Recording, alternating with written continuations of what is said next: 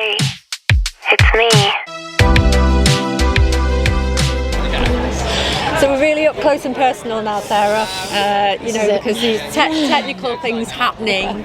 So we hope that this is picking us up, this mic's picking us up, because we're really close. Fingers crossed. We've met, we're at Goodwood Festival of Speed, and we've met numerous times now, and of course been promising to have a chat.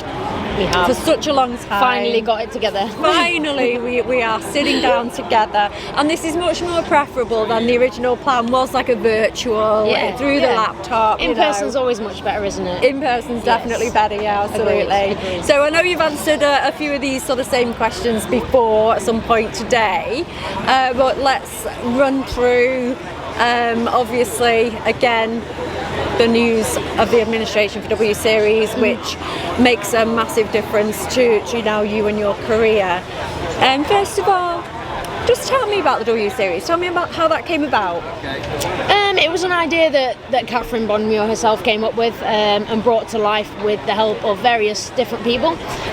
Started in 2019. I kind of caught news of it prior to that. I think it was midway through 2018 through an engineer that I knew. He said you should go for it. I was at a point in 2018 where I didn't really have anything planned. I couldn't afford to kind of take the next step that I wanted to take, and with my ultimate goal being Le Mans in the prototypes, doing single seater racing was something that I knew I needed to do. So it kind of just made sense. It was a championship that I didn't have to bring any money to, so as a driver that's always a bonus. They offered prize money, win-win, really.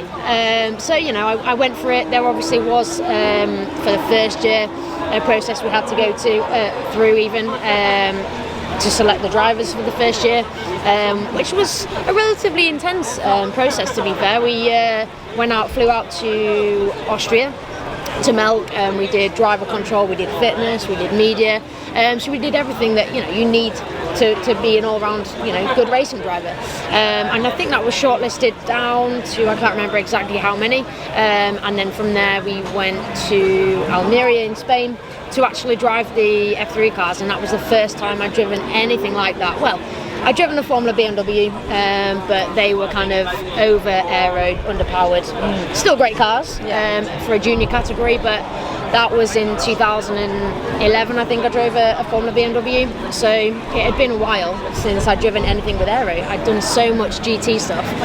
So the first kind of few laps out the pits was a bit of a shock to the system. It kind of made me realise how much more physical Formula racing is compared to GT racing. I managed to get myself a place on the grid for 2019, and then kept myself going from there, really. Just kept on improving.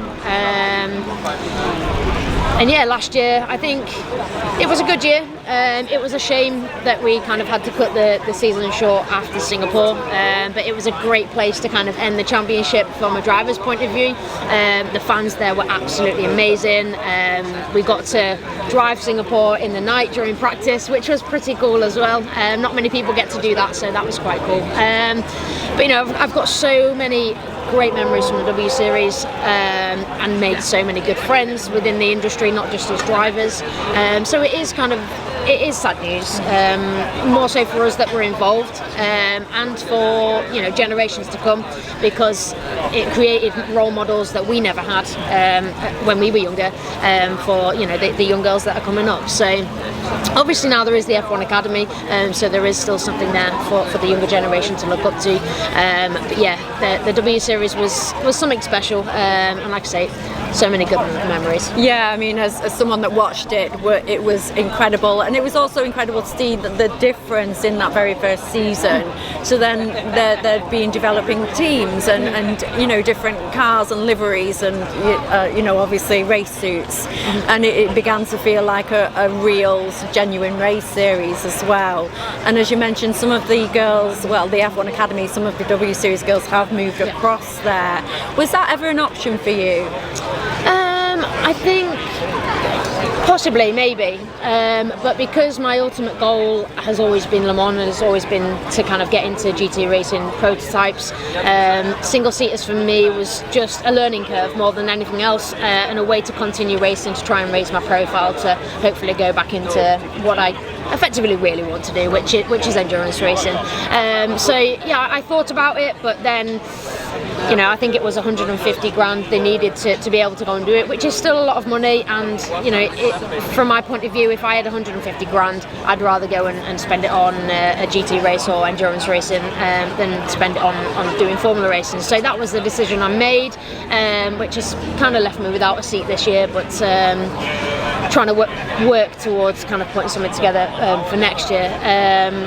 But I think with it being in the F4 car as well, I think for me it kind of felt like not a huge step backwards, but in terms of the car that you're driving, it was a step backwards, and a bit like the first year of the W Series. You know, they've got a lot of ironing out to do over the first year, a bit of development to do, but you know, I've been following it closely. Obviously, like I said, quite a few of the girls have moved over from the W Series, so it's nice to see them still racing. Yeah, you can definitely tell the difference in the power of the car, because you can see the girls with the W Series experience are very fast, you know, compared to the girls that have stepped up from maybe a slower car, a slower series. And I'm sure at some point, though, well, some of them will catch up. They are catching up, but you know, you can definitely see the quality and what it's going to provide. So hopefully we're going to see you next year at some point in a car. Fingers crossed. Hopefully we'll try. Won't give up without a fight, that's for sure. So yeah, just enjoying this year, kind of having effectively a year off, been on holiday. It's my 30th this year, so I'm kind of looking forward to getting that out of the way. Happy birthday, happy 30th. And then yeah, we'll see what next year brings. So. Yeah, well, it's absolutely amazing to see you, and hopefully we will catch up really soon again, especially if you have any news to share at any point. If I do, I'll let you know. Oh, brilliant. Thank you so much, Sarah. No it's problem. a pleasure. Thank you very much.